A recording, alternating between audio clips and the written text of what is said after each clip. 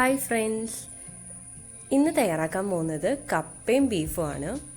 അപ്പോൾ ഇതാണ് ഞങ്ങളുടെ കപ്പത്തോട്ടം.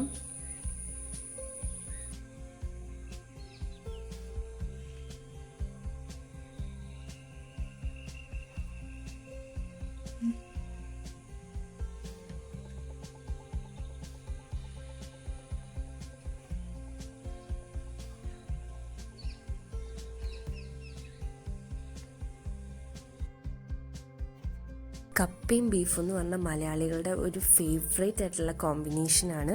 കപ്പ ബിരിയാണി എന്നും പറയും.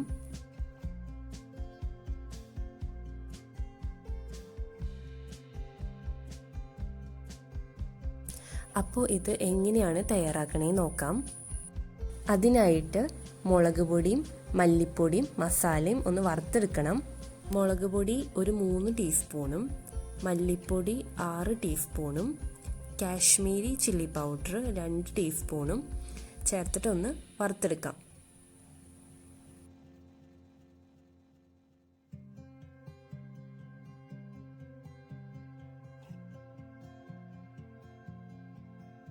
ഇനി ഇതിലോട്ട് 1 ടീസ്പൂൺ ഗരം മസാലയും ചേർത്ത് കൊടുക്കാം. കപ്പയും ബീഫും തയ്യാറാക്കാനായിട്ട് ബീഫ് എടുത്തിരിക്കുന്നത് 3/4 കിലോ ആണ്.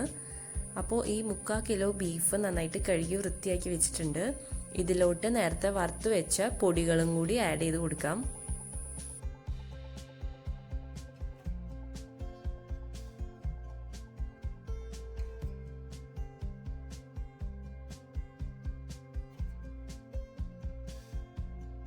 ഇതിലോട്ട് 1 ടീസ്പൂൺ മഞ്ഞൾപ്പൊടിയും കുറച്ച് കറിവേപ്പിലയും 4 പച്ചമുളക് നെടുകെ കീറിയതും ഇട്ട് കൊടുക്കാം.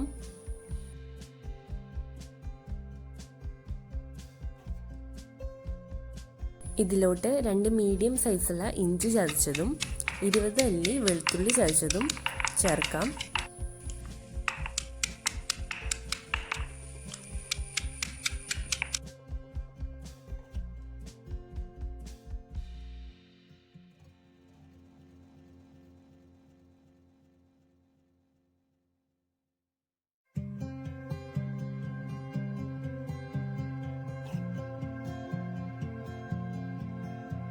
മൂന്ന് മീഡിയം സൈസുള്ള സവാള അരിഞ്ഞതും കുറച്ച് വെളിച്ചെണ്ണയും ചേർത്ത് കൊടുക്കാം.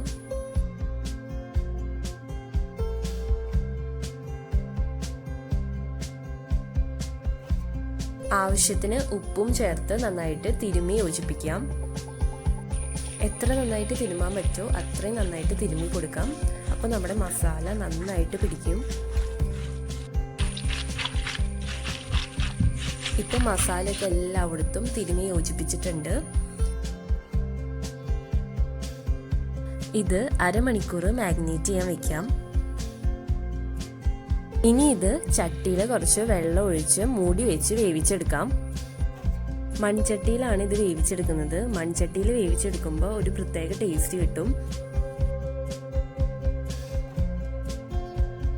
ആ സമയം നമുക്ക് കപ്പ അരിഞ്ഞെടുക്കാം. ഇവിടെ 2 മീഡിയം സൈസുള്ള കപ്പയാണ് എടുത്തിട്ടുള്ളത്.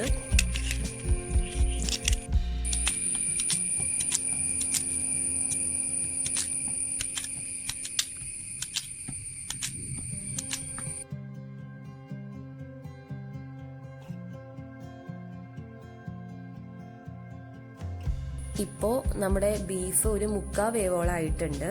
ഈ സമയത്ത് നമുക്ക് നേരത്തെ അരിഞ്ഞു വെച്ച കപ്പ ഇട്ട് കൊടുക്കാം. ഇനി ഇത് മൂടി വെച്ചൊന്ന് വേവിച്ചെടുക്കാം. ഇനി 2 ഏലക്കായും 3 കരയാമ്പൂവും 4 കറുവപ്പട്ടയും 1 ജാതിപത്രയും ചേർത്തിട്ട് ഒന്ന് ചതച്ചെടുക്കാം. ഈ ചതച്ചതും കൂടി നമുക്ക് ഇതിലോട്ട് ചേർത്ത് കൊടുക്കാം.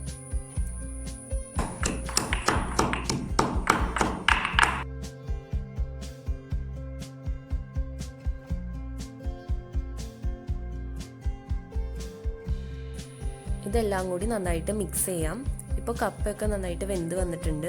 ബീഫും അതുപോലെ തന്നെ നന്നായിട്ട് വെന്തിട്ടുണ്ട്.